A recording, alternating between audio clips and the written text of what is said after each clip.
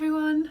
Hi, hope you've had a lovely day. Hope you've enjoyed some sunshine but hope you've been, well, most of all, hope you've been safe and self-distancing. Chapter 2, Dakota of the White Flats. Here we go. Later that morning at breakfast, Dakota showed the earrings to her mum. Here she is. "The trouble is," said Dakota, "I don't see how you put them on." "They're for pierced ears," said her mum, "and your ears haven't been pierced." "You mean pierced like Treacle's ears?" asked Dakota. "That's right," replied her mum, "just like little Treacle's ears." Treacle was Dakota's best friend. They both went to the same school and were interested in all the same things: insects, chocolate biscuits, and the strange rumbling sound bellies make when people get hungry. Treacle's real name was Penelope Duck. Once, when she was only 3 years old, she'd found a tin of treacle in the kitchen and eaten the whole lot. She was sick for days afterwards and had to go to hospital.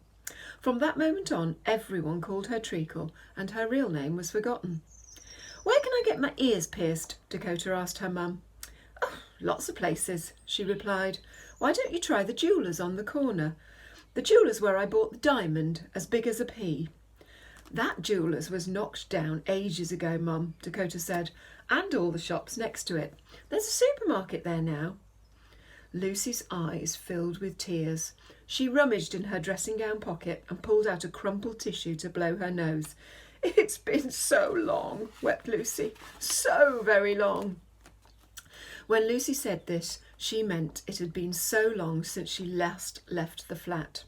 Lucy had not left the flat since Dakota was 1 year old, and the reason for this was a man named Caleb Pink. When Lucy had been 18 years old, she had met and fallen in love with Caleb Pink, the local road sweeper. He was planning to be a famous writer one day, or so he said. "I'm working on my novel," he said, "and when it's published it will sell 1 million copies, perhaps even 2 million if they turn it into a film." Most people thought that Caleb was an idiot, but not Lucy. She thought he was a genius. She would watch him sweep the roads for hours and hours. No one held a broom like Caleb Pink. Once or twice Lucy plucked up enough courage to talk to him, but Caleb would merely nod or grunt, or even worse, look straight through Lucy as though she wasn't there at all. One day, while Lucy was watching Caleb sweep up some broken beer bottles, she noticed a sheet of paper fall out of his pocket. She rushed over to pick it up. The sheet of paper was covered in writing, and on at the top of the page it said, you maybe can't see that, "The Diamond That Went Glint, a novel by Caleb Pink." Lucy tapped Caleb on the shoulder and gave him the sheet of paper. He thanked her and explained it was the first page of his novel. "Do you like diamonds?" Lucy asked. "Yes," Caleb replied curtly. "I like diamonds a lot." "Big diamonds?" asked Lucy. "Yes," said Caleb, "big diamonds. They've got to be at least the size of a pea, otherwise I'm just not interested." Lucy went home and collected all the jewellery she had. It wasn't much: a pair of pearl earrings, a gold ring, a sovereign necklace, and a bracelet with magic charms. She took all her jewellery to the pawn shop and got money for them. She put it in a shoebox under her bed and went out to look for a job. 2 days later, she started work in the local laundrette. She worked there all through the day, and at night she swept the place clean. All the money she earned she put in the shoebox. For 2 years, Lucy worked and worked.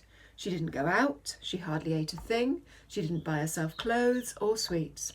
When the shoebox was full, she took it to the jeweller's and asked the jeweller which was the biggest diamond ring she could get for her money. The jeweller counted the money, then went to the window display. When he returned, he held a ring. He gave it to Lucy. "Is this diamond big enough for you?" he asked. "I think so," replied Lucy. "It is about the size of a pea, wouldn't you say?" "Yes," said the jeweller, nodding. "It looks about pea-sized to me." Lucy searched the streets for Caleb Pink. She found him outside the local pub, sweeping up some broken beer bottles. "What do you want?" asked Caleb, glancing at Lucy. "I'm trying to do my work." Sweeping's a difficult job." Lucy held the diamond ring in front of Caleb's eyes. Caleb stared at the ring. His mouth dropped open and his eyes grew wide. "You can have it," Lucy said softly. Caleb dropped his broom. "Do you like it?" Lucy asked. Caleb tried to speak, but the sight of the diamond had taken his voice away. "I said, do you like it?" asked Lucy again. Caleb nodded. "If you marry me," said Lucy, "I'll give it to you." Caleb reached out and took the ring. He gazed at it for a while and then put it on his finger and giggled with delight. Lucy and Caleb were married the following day. 1 year later, Lucy gave birth to a baby girl. While the baby was being born, Caleb sat in the hospital waiting room flicking through magazines. When the nurse came to tell him that he was now a father, he looked down at a photograph in a magazine of golden fields, blue sky and distant mountains. It looked like paradise to Caleb. Beneath the photo were the words North Dakota. "That's what I'll call my child," Caleb exclaimed. "When my novel is published, I'll earn lots of money. We'll all live in North Dakota and get away from those grotty white flats once and for all." So Lucy and Caleb's baby girl was named Dakota. Lucy bought Dakota a big black pram with gleaming silver bits. The baby was put in the pram, but she cried non-stop. The baby's crying annoyed Caleb. "How can I be expected to write a novel with all that noise?" he cried. But write a novel he did. Caleb sent it to the publisher. The next day the novel was returned with a note. The note said, "Dear Mr. Pink, thank you for letting us see your novel, but quite frankly, we think it's the worst load of tripe we've ever had the misfortune of reading in all our years of publishing. You're obviously not a writer. To publish this would be a waste of a tree. Don't bother us again." The publisher. Caleb read the letter over and over again. At first he was upset, then he was angry, and then he decided to blame baby Dakota. "It's that baby's fault," he said to Lucy. "How can I be expected to write a masterpiece with that thing crying? She makes me sick. Children make me feel sick."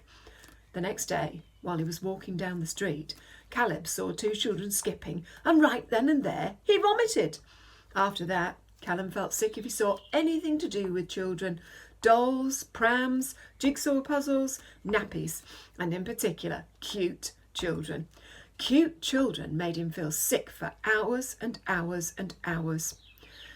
One day, Caleb packed his suitcase. "Where are you off to?" called Lucy. "I'm leaving," cried Caleb. "Everything about this place makes me feel sick. It's exhausting me. I'm leaving you and the baby and the white flats." "But you can't leave me," cried Lucy. "Why can't I?" asked Caleb. "Because I gave you a diamond as big as a pea." "I don't care," said Caleb. "I'm leaving, and that's that."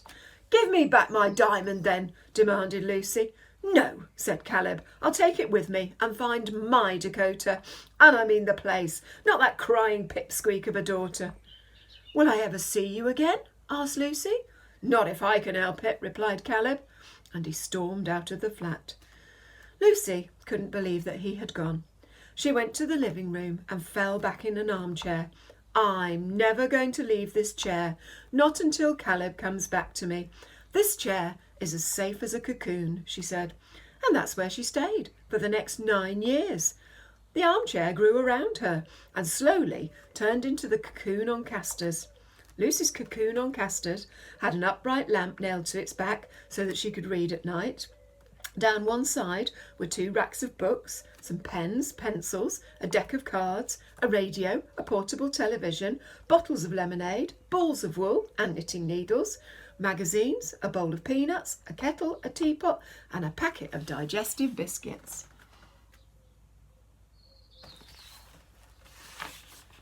Down the other side were 3 hot water bottles, a clock, a torch, a potted plant, another television set, a few spare blankets, a telephone, a pair of binoculars, a goldfish bowl without a goldfish, a small record player, and a large bag of salt and vinegar crisps.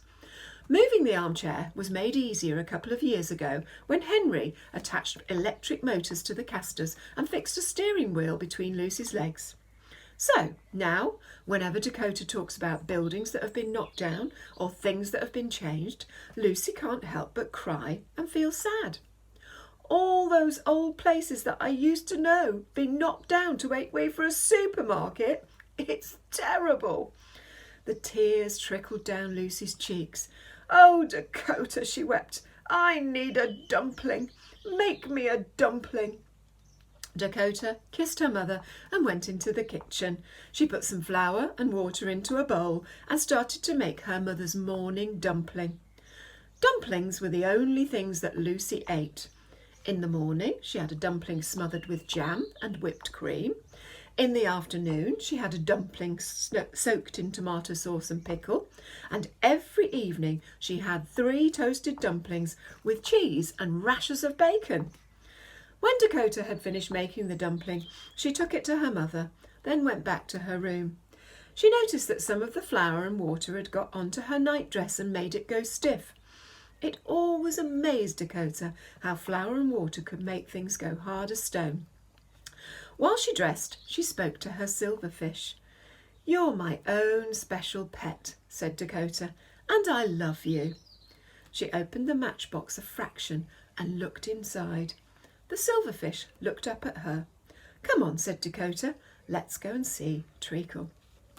And that's the end of chapter 2. We'll continue on with chapter 3 tomorrow. Take care, everyone.